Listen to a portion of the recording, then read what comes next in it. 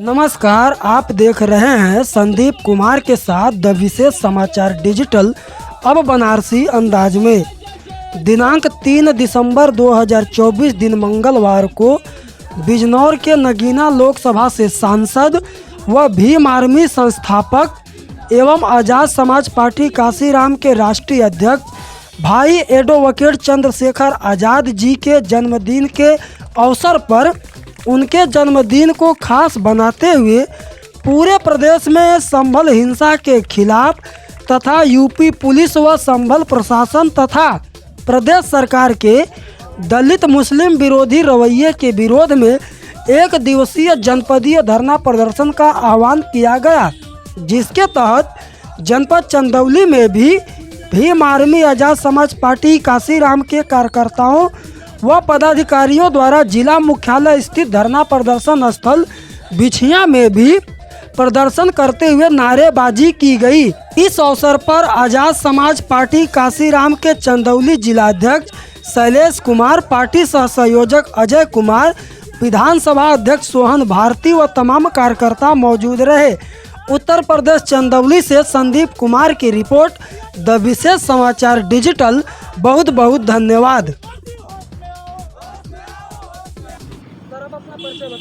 जी, मेरा नाम शैलेश कुमार है और मैं आज़ाद समाज पार्टी कांसीराम जनपद चंदौली का जिला अध्यक्ष हूँ। आज का कार्यक्रम किस मामले को लेकर क्या कार्यक्रम है आपका? जी, आज का हम लोगों का विरोध प्रदर्शन, धरना प्रदर्शन है और हम लोग संभल में हुई हिंसा को लेकर के आज उसका विरोध कर रहे हैं, उसका धरना प्रदर्शन कर रहे हैं उसके विरोध में। विपक्षी पार्टियां, जो पार्टियां आपको कहीं न कहीं सपोर्ट भी करती हैं, वो भी नहीं आ रही हैं आपके साथ, आप अकेले ही बराबर दिख रहे हैं। जी क्या कारण हो सकता है? जी, यहाँ कहीं ना कहीं सबको डर है। विपक्षी पार्टियों की अगर बात करें तो सबको ईडी और सीबीआई इनकम टैक्स का डर है, क्योंकि सरकार के खिलाफ बोलना सबके बस की बात नहीं है कि सब बोल पाएगा। उनको यही डर सता रहा है कि कहीं जेल ना हो जाए, मेरी संपत्ति का जांच ना हो जाए। इसी के कारण से विपक्षी पार्टियां हमारे साथ मिलकर नहीं आना चाहती। जाने के लिए चंद्रशेखर भाई ने बहुत प्रयास भी किया था, जी, वहाँ उनको प्रशासन के लोग जाने ही नहीं दे रहे। क्यों? वहाँ इसलिए नहीं जाने दिया जा रहा था क्योंकि जो घटना घटित हुई असल में जिनको गोली लगी है, मरे हैं लोग, उनके परिवार से मिलना चाह रहे थे चंद्रशेखर आज़ाद जी और उस मामले की जानकारी लेना चाह रहे थे, लेकिन उन चीज़ों के ऊपर पर्दा डाला गया प्रशासन द्वारा, सरकार द्वारा उन चीज़ों को छुपाया गया। चंद्रशेखर भाई पर मुस्लिम तुष्टीकरण का भी आरोप लग रहा है, जो सिर्फ मुस्लिमों की बात कर रहे हैं, बच्चों का झंडा लेकर, इस पर क्या कहेंगे? नहीं, चंद्रशेखर आज़ाद देश में अगर किसी के ऊपर जुल्म अत्याचार होता है तो सबके लिए बोलते हैं, सबके लिए लड़ते हैं। ऐसी बात नहीं है कि किसी एक वर्ग के लिए बोलते हैं। जिनके ऊपर जुल्म अत्याचार होता है उनके लिए खड़े हैं चंद्रशेखर आज़ाद जी। आपसे जानना चाहेंगे सर जी कि युवाओं का ही हुजूम भीम आर्मी के साथ जुड़ा है। जब बुजुर्गों से बात की जाती है तो बुजुर्ग कहते हैं कि वो नौसिखिया लोग हैं, वो लोग राजनीति नहीं जानते। क्या कहेंगे इस पर? नहीं, राजनीति बहुत अभी हम लोग को अपनी लड़ाई ज़मीन पर लड़नी पड़ेगी, इसलिए युवा इस देश की रीढ़ की हड्डी मानी जाती है।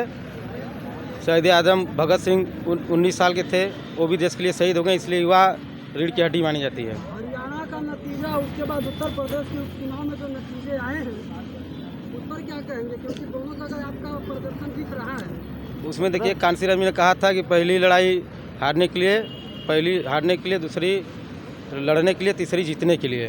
तो हम लोग अभी नई पार्टी हम लोग की जिस प्रकार से हम लोग का वोट परसेंटेज बढ़ा है और हमारी जो विपक्षी दल है उनके अंदर घबराहट पैदा हो चुकी है।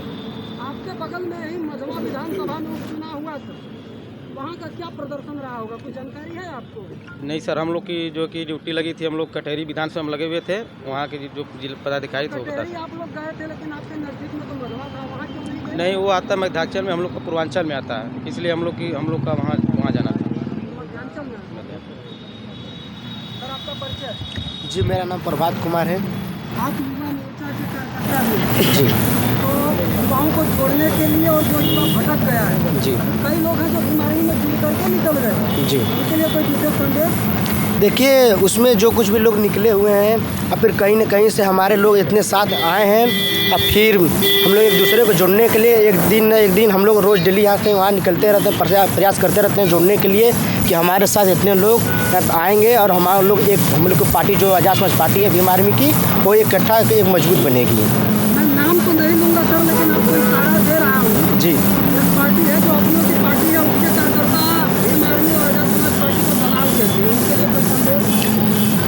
देखिए भाजपा जी मैं समझ रहा हूँ सर, मैं बिल्कुल समझ रहा हूँ।